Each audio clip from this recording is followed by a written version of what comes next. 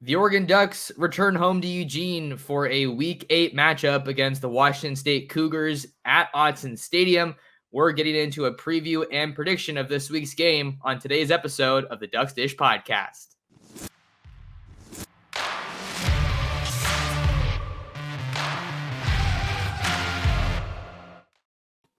And we're back like we never left. Oregon fans, what's going on? How we living? Thank you so much for tuning in to another episode of the Ducks Dish Podcast. This is take two, battling not the elements, but battling the internet. We're doing the best we can. I am joined by Andrew Quinn of KREM 2 News in Spokane, Washington, a former co-worker of mine from my days at the lovely Gonzaga University. He's joining me to preview and predict this week's Oregon versus Washington State game. Andrew, how you doing? Excited to have you back on the show. I'm doing great, Max. Thank you very much for having me. Very excited for this week's game and see if Oregon or Washington State, see which one of these two teams can get back on track following losses last week. Yeah, you said it there yourself. Oregon and Wazzu both coming off losses. Oregon, a 36-33 loss to Washington on the road in Seattle in the national spotlight, college game day, the whole nine. And then Washington State coming off a 44-6 loss to Arizona at home in Pullman. So both of these teams are kind of at different spots. Oregon has the talent on paper. I think they have a lot of the advantages in this matchup. Not a lot of people would argue that, but Washington State's a dangerous team, and history shows us that everything kind of gets thrown out the window when these two teams face each other. What are your kind of thoughts just on the vibe around this game? Because we've gotten some great matchups between these two teams over the years. We sure have. And it's kind of crazy to think that Oregon has won the last four matchups between these two teams, because it always seems like it's going back and forth, or WSU is pulling off an upset. So it is kind of crazy to think that. But as far as Washington State's concerned, they need to at the very least, play a competitive game on Saturday, because right now, after the last 2 weeks, there are a ton of question marks surrounding this program and not a whole lot of answers. So they really need to get back to the way it was before the bye week, when they were humming on offense, when the defense was playing pretty stout. And I think it's crucial for Washington State, especially going forward, that they play well on Saturday. One of the big differences, I think, right now between Oregon and Washington is that it's a little bit more difficult to get a pulse on the Cougs and kind of where they're at, because they started the season super strong. They handed Oregon State their only loss on the year so far, 38-35. And then coming out of the bye, you go on the road to face UCLA, one of the better offenses and one of the better teams, I think, in the Pac-12, and you keep that one within 8. But then you come back home and you get waxed by Arizona. So where do you think the Cougs are kind of at right now, especially with regard to that win against Oregon State last month? You know, it seems like we're at a totally different spot right now. We definitely are. And, I was at that game in Pullman, and the Cougs looked flat out dominant at times in that game. They really, really did. I was very impressed top to bottom. But you saw in the fourth quarter, the cracks were beginning to show. The offense was not getting in the end zone as they had been earlier in the game. The defense was starting to get a little porous, and you just kind of thought, okay, they're hitting the bye week. They'll be able to reset. They were ranked 13th in the country at that time. You're like, okay, everything will be fine. They'll go down to UCLA, really good defense, obviously, that the Bruins have, and Latu's going to be a star in the NFL. But you thought the Cougs were going to, probably win that game. I mean, Dante Moore has struggled at the beginning of his career down there in Brentwood. But honestly, I don't think anybody saw the last 2 weeks coming. They go down to UCLA, they take an early lead, and then they play like garbage for the rest of that first half. Flat garbage. And then Kapena Gushikin gets a 93-yard pick six right before the half, and Washington State plays horrible, and they go into the half with the lead, and you're thinking, like, this is maybe a team of destiny or something at this point. But then the second half, UCLA decides to rush 3 and drop 8. And that's the recipe right now. That's the recipe. You know, the Cougs were the second ranked passing attack in the nation going into that UCLA game. And ever since they started doing the rush 3, drop 8, it has been a completely different story. Cam Ward is trying to force balls into very tight windows. He's being picked off after he was mistake-free. The first 4 weeks of the season, he did not throw an interception. And the last 2, he has turned the ball over. So I think the recipe right now is there.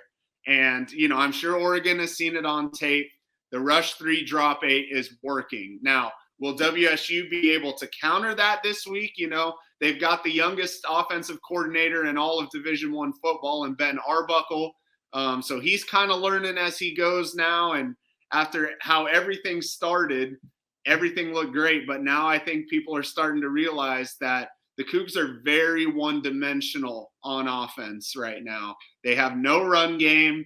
And, you know, the rush 3, drop 8 is really working. So they really need to find a way to counteract that this weekend.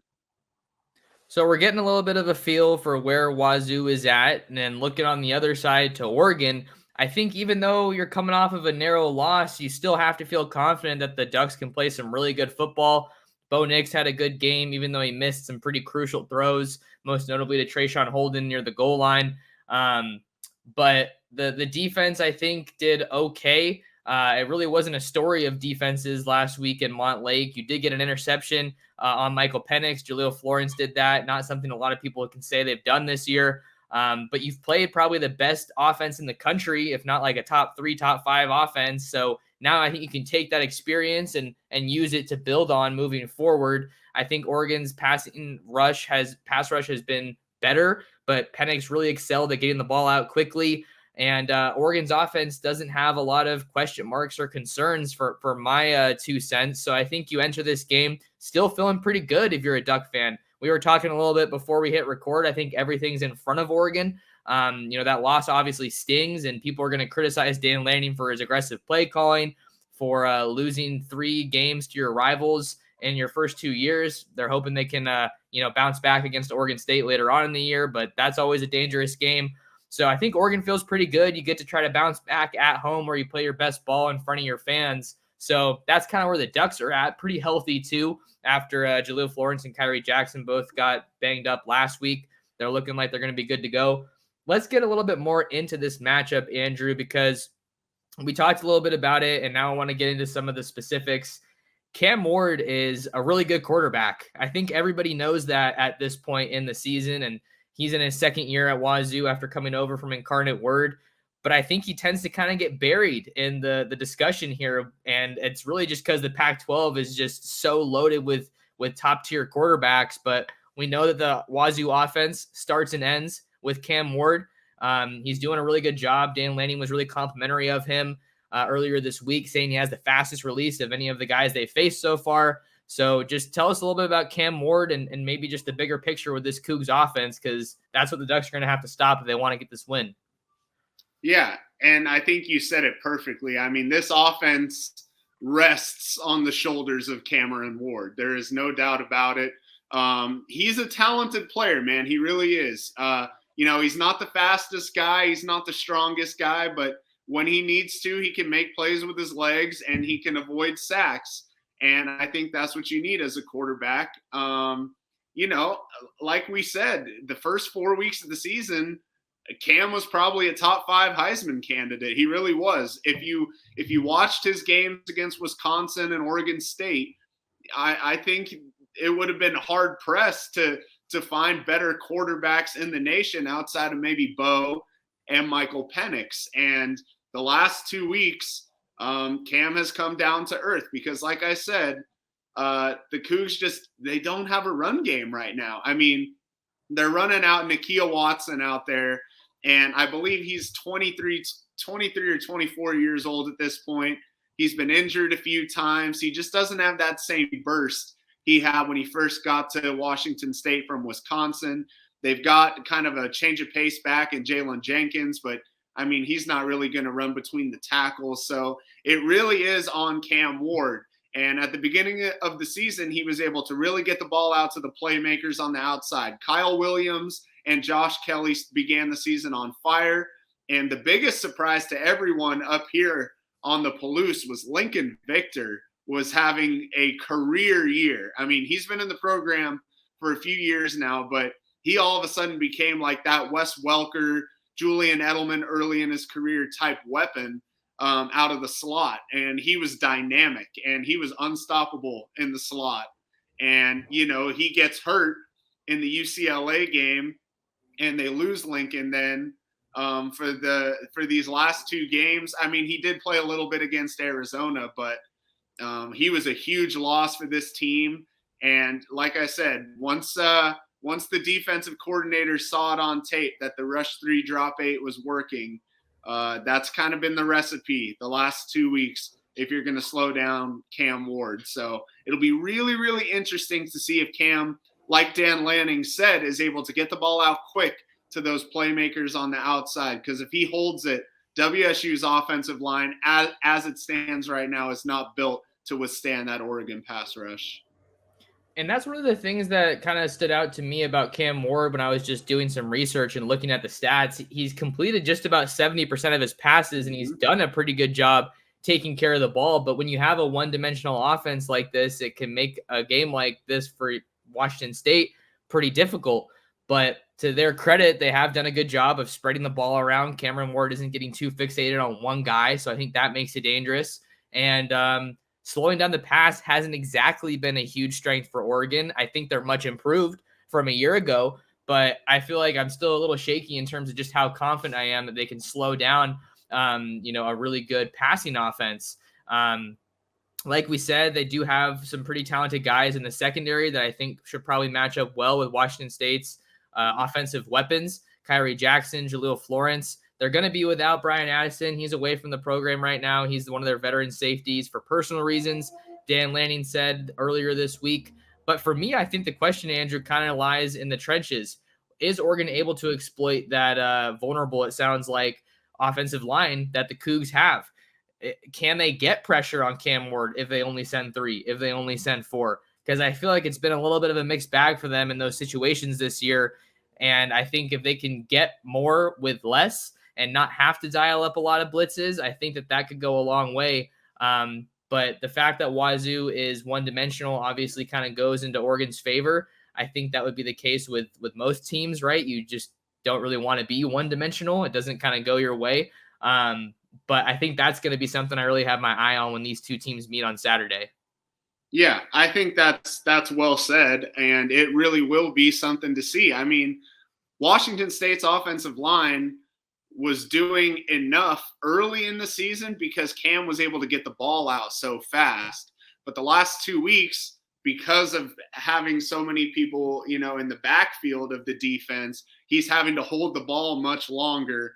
And when that happens, those 3-4 guys that you mentioned are able to get home because, the offensive line is a little bit porous for Washington State. Let's be honest. It is. I mean, I think Esapole got graded as like a 0 against UCLA. It was something crazy like that. So it's something that Oregon will definitely, find a way to take advantage of. We all know about Brandon Dorless and how good of a player he is. So I think that's definitely the thing is, if they can make sure that Cam holds that ball a little bit longer than he did the first 4 weeks of the season, then I really do believe those 3 or 4 guys that Oregon sends should be able to get home. And I don't know if you heard it, Andrew, but Dorless had an interesting quote yesterday about calling Cameron Ward the most annoying quarterback that he has to face. I think Brenna might have actually tweeted it out. Brenna also worked with Andrew and I at KREM and is a Gonzaga alum. But that's like one of the areas that Dorless wants to kind of hone in on, not just play with anger and fire, but like, hey, just get the guy down. That's what matters. But we know he's a beast. I think the story with Oregon is that their defensive line is so deep that he's not the only guy. You have him, you have Popo Amavai, Jordan Birch, Mateo Uyunglele, Casey Rogers, and that could really be a way that Oregon wears Wazzu down, just being able to rotate in those fresh bodies. I think that could go a long way in just having them just, kind of clamp down on the Cougs, for lack of a better word. We're talking a little bit more about Oregon's defense versus Wazoo's offense. That's kind of how these previews go. Do you have anything else that you want to add about the Wazoo offense that you think fans need to know about before we hop to the other side of the ball? Well, just one quick thing. When I talked to Jake Dickert on Monday, he made mention of the depth on that Oregon defense. And he said it's crazy. You know, they're big, they're physical, and they're always fresh because, like you said, they're able to rotate so many guys on that defensive line. So it's going to be a real challenge for WSU's offensive line. But I think just the main point is, can Cam get the ball out early and often to, you know, the likes of Kyle Williams, Josh Kelly, Lincoln Victor, these guys who have proven this year that they're good wide receivers. I know Josh got a little bit nicked up there the last 2 weeks, and Lincoln missed a couple games with the high ankle sprain. But if Cam's able to get that ball out early and his playmakers are able to make some plays, then, you know, I think WSU's offense will be able to bounce back a little bit. But, you know, I really can't say anything at this point because, you know, the last 2 weeks, the rush 3, drop 8 has worked in spades for these defensive coordinators. So we'll see. We'll see what happens.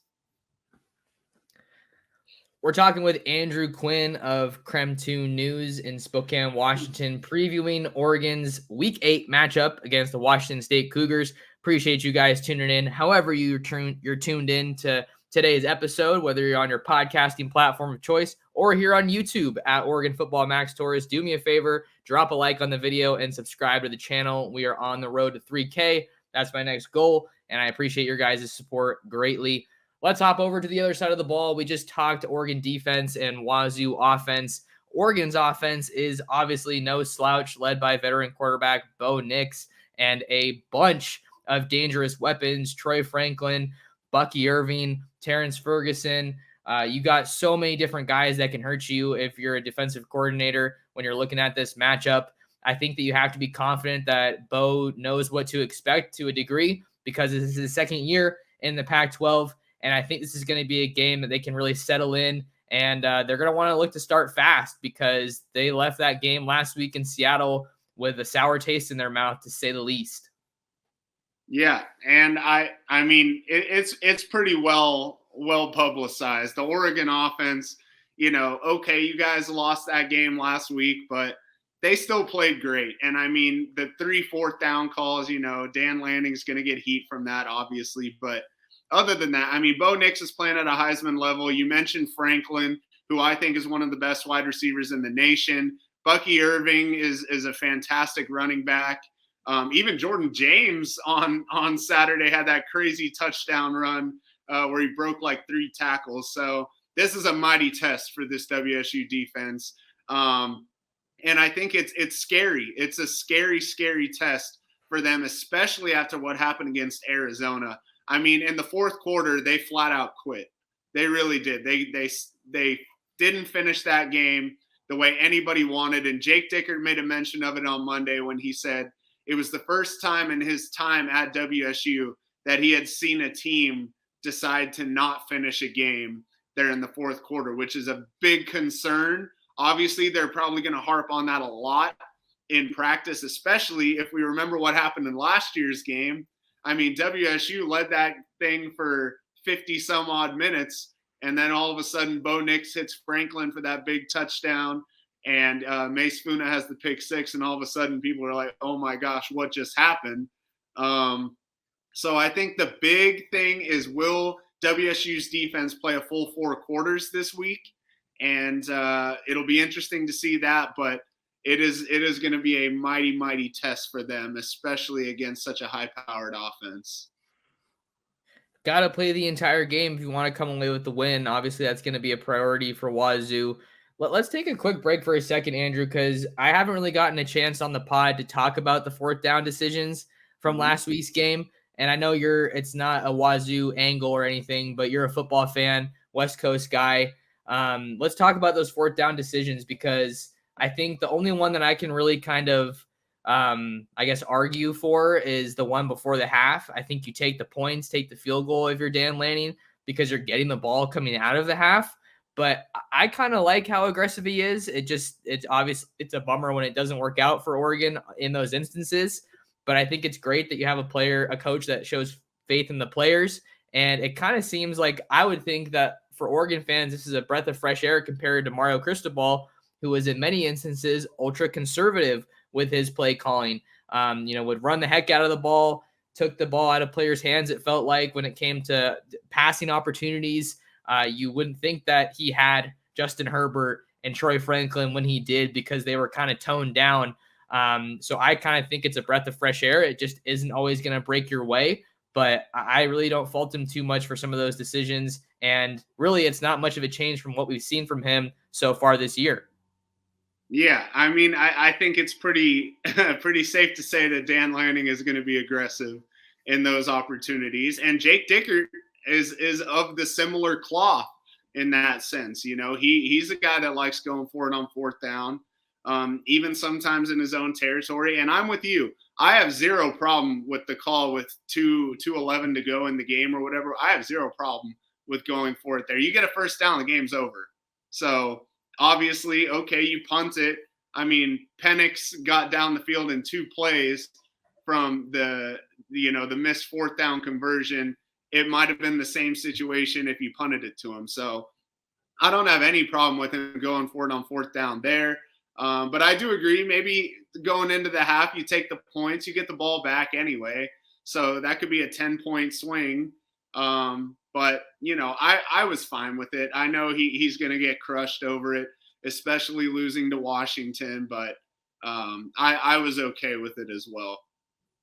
And you look at some of the other examples of the conservative approach. I have to compare it to Mario Cristobal, both at Oregon and Miami, because that's what the Ducks had or would have had if they, ultimately still had Mario Cristobal. I was at the Stanford game in 2018 when CJ Verdell fumbled. Another instance he could have taken a knee to just end the game. And then there was that game that Miami had against Georgia Tech, I want to say it was, when they could have knelt and they fumbled it and then they ended up losing.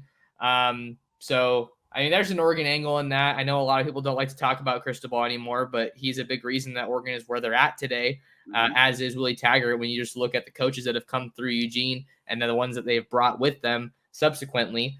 But yeah, I think that I just wanted to hit on that real quick because it was something that a lot of fans have been pretty upset about, I think, or just very impassioned about. But you can't win them all, and especially with how good Penix and that Washington offense is, I think it's like you kind of just got to cut your losses there. You're like, they're probably going to be able to move the ball anyway with how potent of an offense they have. But I like the faith in Oregon's offense because for most of the year they've been able to get it done. But they met a pretty solid group in the Huskies, and it just didn't fall their way this time. Yeah, and like we said earlier, I mean, I really don't think the sky is falling or anything like that. Everything Oregon wants to accomplish is still in front of them. And, they're coming back home this week. They got a matchup against a reeling Washington State team. I think if everything goes according to plan, Oregon should get right back on track. And I think the noise will quiet down considerably as they move forward in the season. One of the storylines that I've been excited about with Oregon's offense lately, particularly this last week, is Patrick Herbert. It seems like he's really emerging for them on offense, caught a touchdown against the Huskies and then ran in a 2-point try. And I think that he's kind of emerging as more of a bigger contributor than maybe some people expected, but I think that Oregon needed. Terrence Ferguson has been a little bit quiet lately, and he's really been the heart and soul of the tight end room. And I think aside from those two guys, it's kind of a question mark. You bring in Casey Kelly from Ole Miss. He hasn't done a whole heck of a lot. Caden Ludwig from Colorado.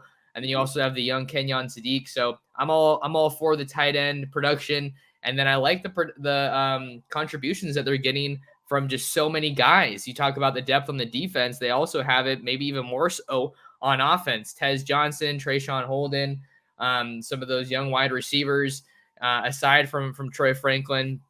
I think they're exciting. I love Jordan James and what he's been able to do this year. I feel like there's been pretty much no drop-off despite Noah Whittington's injury. That was an unfortunate break for them.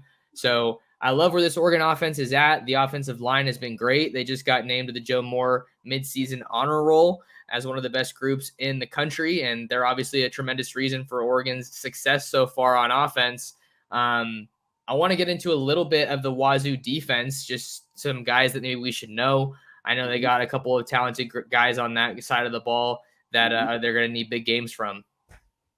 Yeah, there's four. There's four names on that WSU defense that Oregon really needs to spotlight.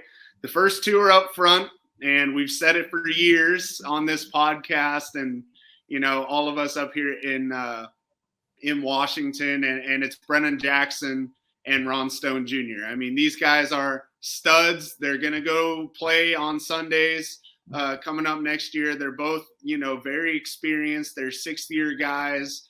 They're both really, really good players. I mean, Ron Stone probably won the Wisconsin game by himself with the 2 strip sacks of Tanner Mordecai. So both of those guys are dangerous, but like you said, the Oregon offensive line, very well publicized, is a very good group. So it'll be interesting to see those two go against each other. On the outside, I think we're going to see a lot of Shaw Smith-Wade covering Troy Franklin. I think Shaw is a really, really good corner. He's really come into his own this year, and I've been very, very impressed with his growth. On the other side, Cam Lampkin, he's a younger guy, has had some good stretches, has had some bad stretches, but Shaw is the real star when it comes to the secondary on the outside. So it'll be interesting to see how he matches up with someone with the speed and length that Troy Franklin has. And then on the back end, I think Jaden Hicks is the best safety in America. I've said it on Twitter. I've said it in my sportscast. I really do. I think he's just an outstanding player. He's high motor. He's physical. He's got a nose for the football. He's a very smart player. He's the one guy I think, especially you brought up the tight ends. They're going to want to keep their head on a swivel on Saturday because Mr. Hicks is not afraid to hit people. And so I've been very, very impressed with him. He's only a sophomore, so that means he's going to have to stay in school another year. And, with the transfer portal, there's going to be a lot of teams looking for his services in the offseason. But I really think Jaden's the best safety in America. He's a great, great player. But I think if you're at the point where you're Washington State and you're relying on Jaden Hicks to make plays on the back end, then you're really in trouble.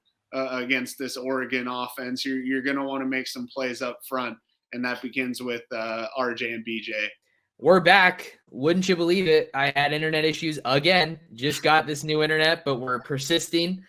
Andrew, you were making a little bit of a point there about Jaden Hicks and kind of his role in that Wazoo defense, so wanted to give you a chance to wrap that point up. Yeah, I mean, I really think Jaden's a star. I've been so impressed with him over the last 2 years. As I said earlier, I think he's the best safety in America. But that being said, I think if you're Washington State on Saturday and you're relying on Jaden Hicks to make all your plays for your defense, it's a little bit too late because that Oregon offense is going to be chewing up yards. And I think if they're going to make any kind of headway on defense, it has to start up front with BJ and RJ. All right, there we go. So some final thoughts there on the defense.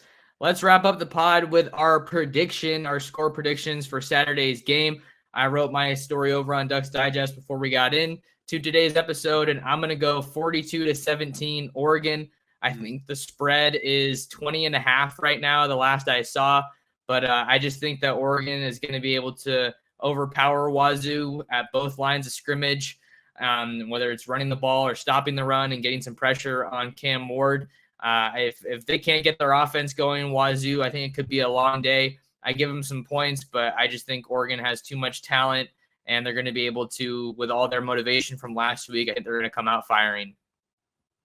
Yeah, and I'm not far off. I'm really not far off. I wish the WSU team of the first 4 weeks was still the one we saw the last 2 weeks, because then I think we could have some real discourse when it came to scores. I think WSU will play better than they have the last 2 weeks.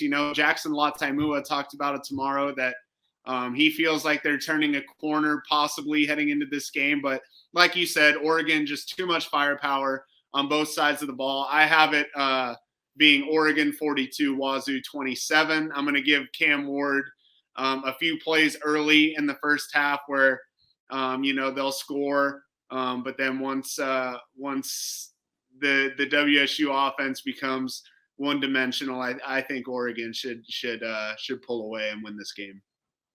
All right, so we both see pretty favorable wins for Oregon. I have a little more confidence in what they're going to be able to do defensively than Andrew does. I think part of that comes from them being at home and just coming off of a matchup against an elite defense. I think they learned a lot of lessons in that game, and I think that Dan Lane's going to be able to scheme this one up. So with those predictions in the rearview mirror, I think that just about wraps us up. But before we get out of here, Andrew, let the people know where they can find your work. You're doing a whole bunch, covering a whole bunch of teams out there in the Inland Northwest. Yeah, for sure. You can always find me on Twitter at Andrew Quinny. It's right there on the screen, but it's just my name with a Y for those of you listening. And check us out on KREM.com, KREM.